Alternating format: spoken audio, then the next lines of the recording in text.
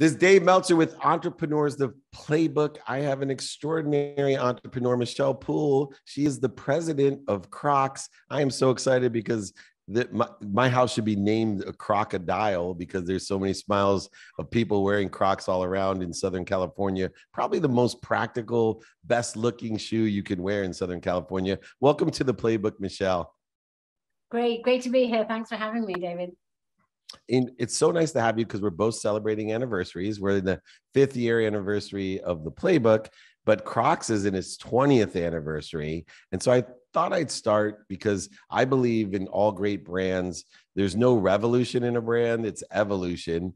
And I was hoping you could talk through the reconciliation of patience and persistence in the brand evolution of Crocs to give us maybe a little bit of history and how you got to where you are today. Yeah, so well, thanks for the opportunity to talk about one of my favorite topics. We're 20 years old this summer.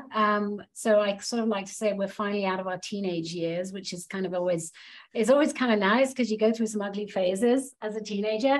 And you know, Crocs isn't different. We've been on a really interesting journey. So I've personally been at the brand for 8 years, I think this week. You know, I kind of joke that it's been an 8-year overnight sensation, but you know, it really has taken, to your point, it's been a series of kind of intentional and incremental changes that we've made to the brand. I think really foundationally, in the early days when sort of the team came in to really turn the brand around was having a really simple and clear playbook for success.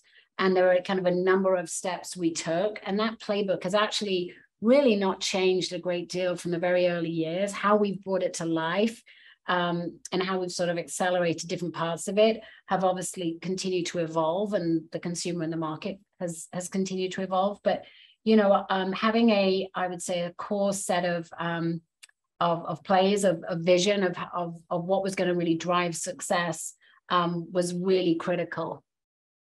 And to that end, footwear especially transformed over decades of your own personal experience and professional experience to one of being, you know, a shoe company per se to a lifestyle brand. And I think never more in your career reflective of that is Crocs.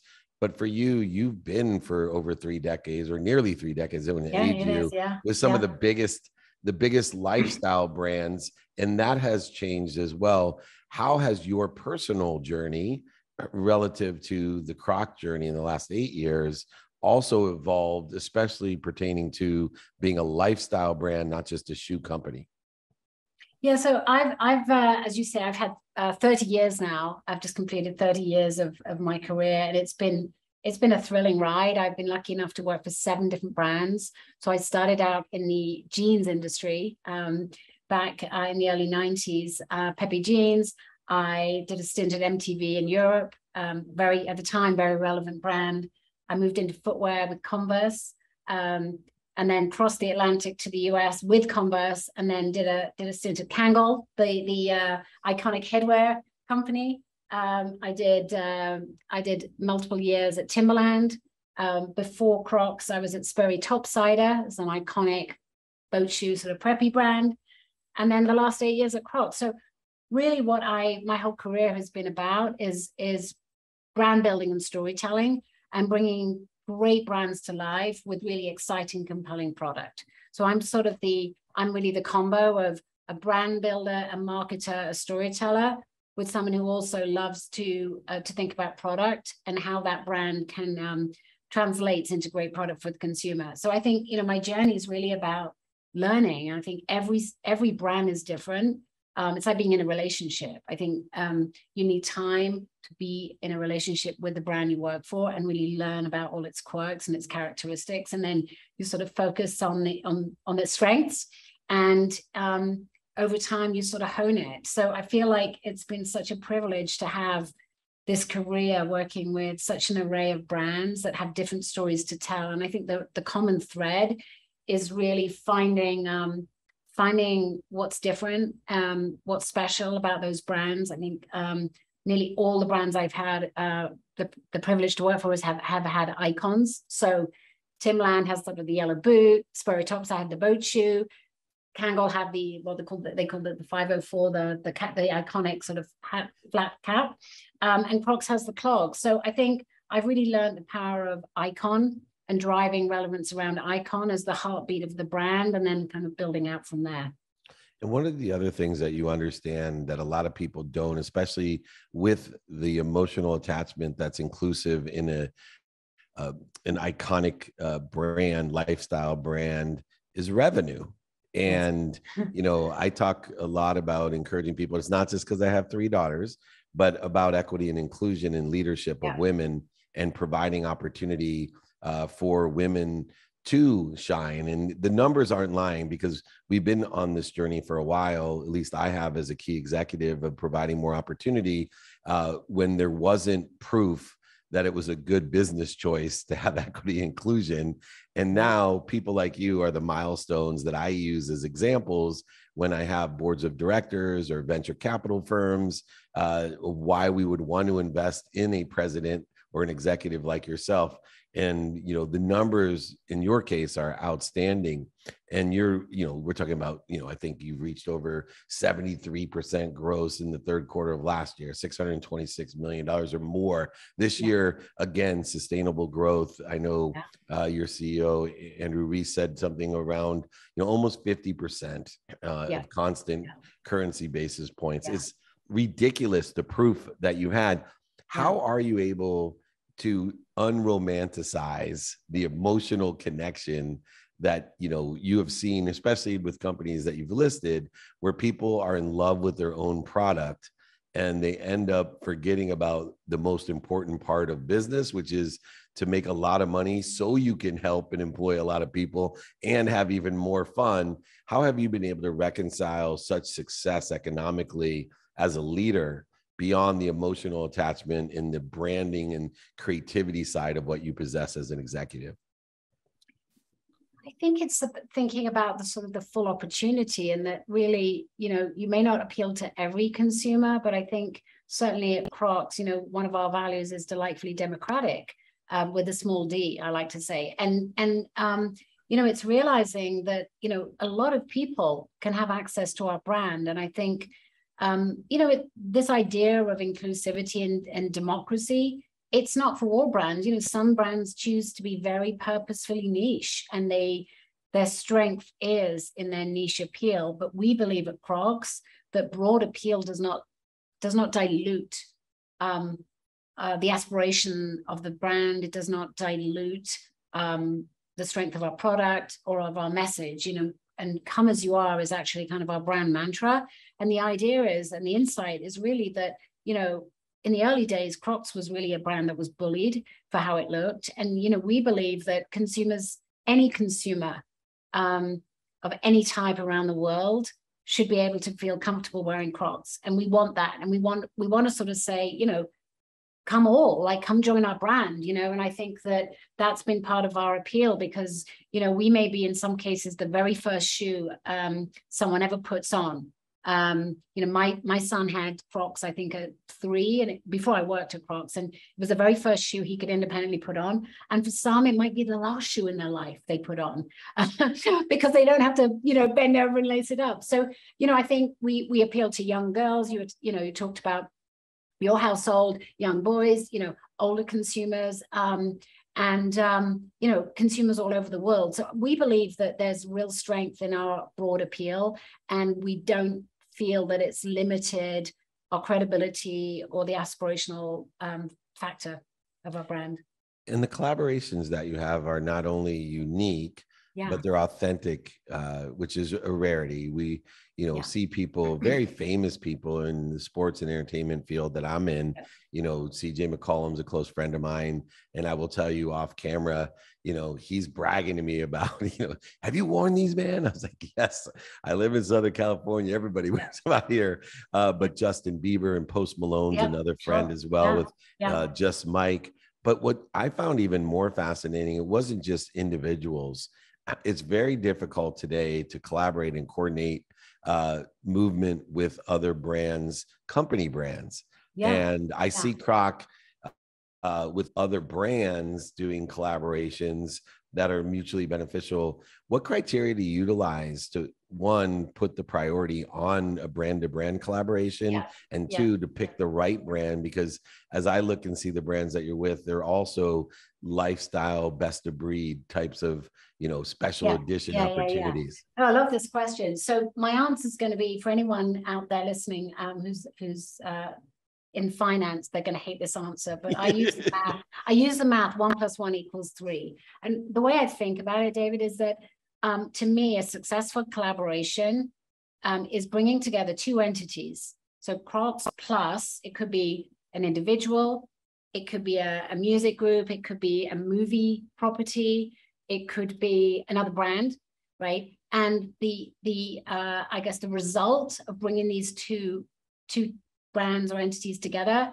is greater than the sum of the parts, right? So that's kind of the 1 + 1 = 3. So for example, Kentucky Fried Chicken, I know this is also a podcast, so some people won't be able to see this, but we partnered with Kentucky Fried Chicken because there was something mutually beneficial. We created sort of fake, what we call the gibbets are the charms that go in the holes in the shoes. We created chicken scented nuggets that went in the shoes. And, the KFC community went nuts for it. The Crocs community went nuts for it. I mean, we had wait lists. These were on the sort of the resale sites. I mean, people couldn't get enough of this. So what we really think about is, are we ultimately, when we bring these two partnerships, whatever partnership it is, does the consumer win? Do we create something exciting, unexpected, covetable, newsworthy? Like, what's the outcome, right? And I think we really try and put a lot of pressure on ourselves to make sure that we've got something really exciting for the consumer.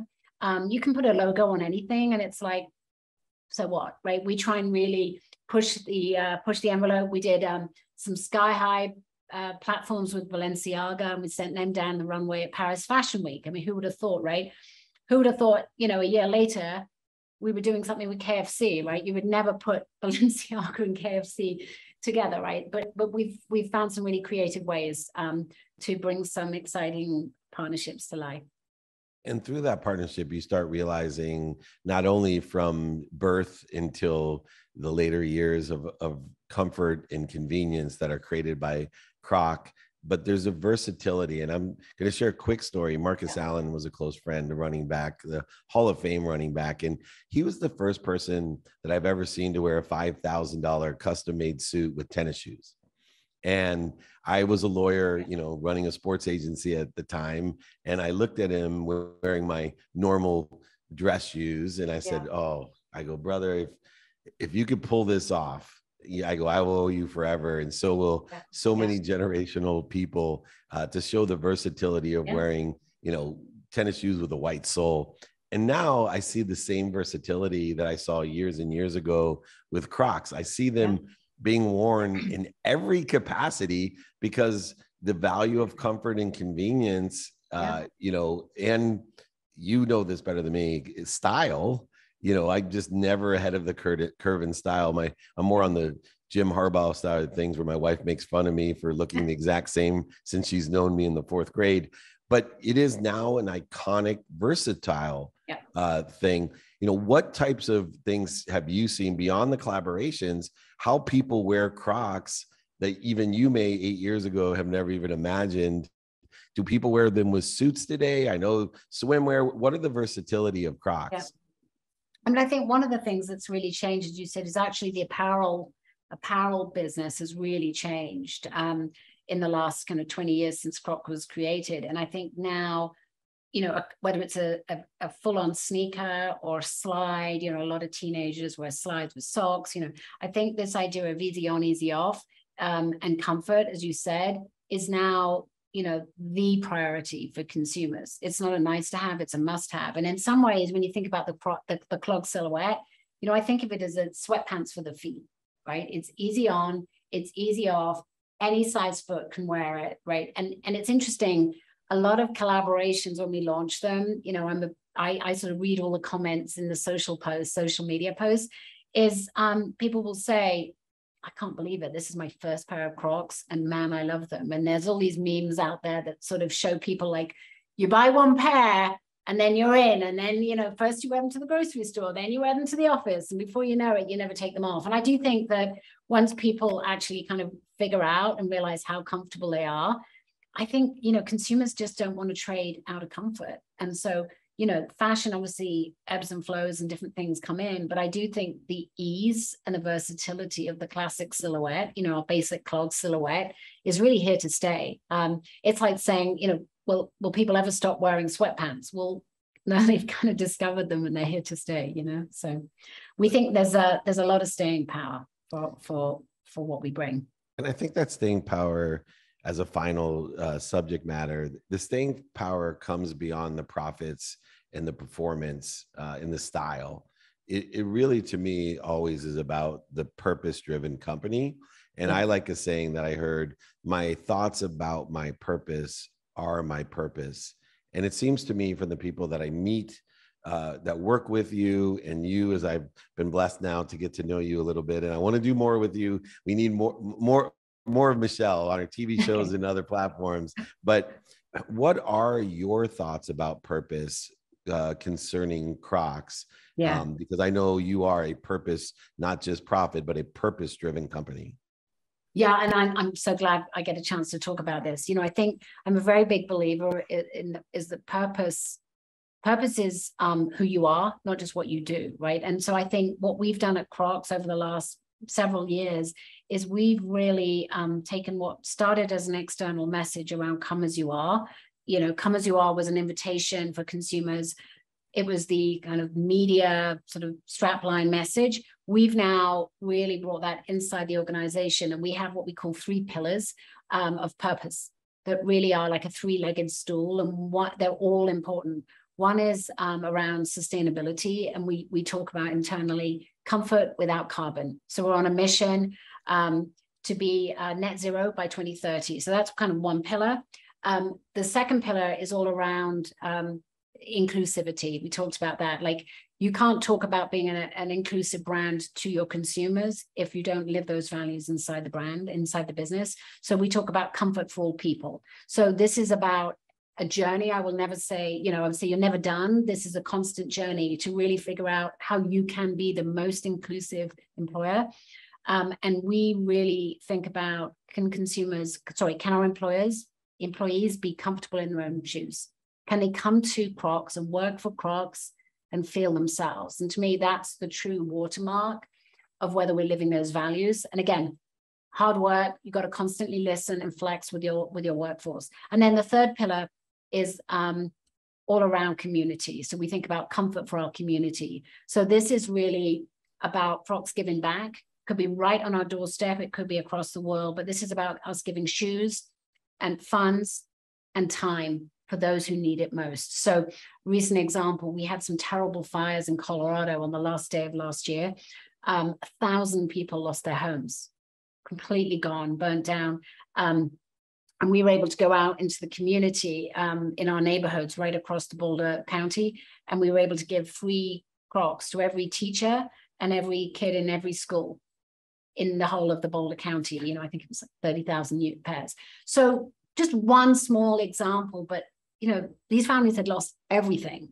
And so it was a small gesture. It was providing some comfort, you know. So we, those 3 pillars they're never done. They're work in progress, but they're it's a very deep commitment to make sure, again, that we can really walk the talk.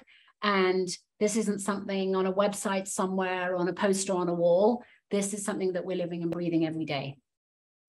Oh, you definitely walk the walk, and you walk them in the convenience and comfort of Crocs. A Poole full of Crocs. She's Michelle Poole, the president of Crocs, and we're just delighted to have you. Like I said, we look forward to having you on our TV shows, on multiple platforms. The lessons that you not only are teaching, but you yourself, an iconic leader for many people to look up to hopefully surpass someday with the amount of not only profit, but purpose that has been involved in your career and your company. Everybody, let's celebrate a dual anniversary, the 20th anniversary of Croc, the 5th anniversary of the Playbook. This is David Meltzer with Michelle Poole here on Entrepreneurs, the Playbook.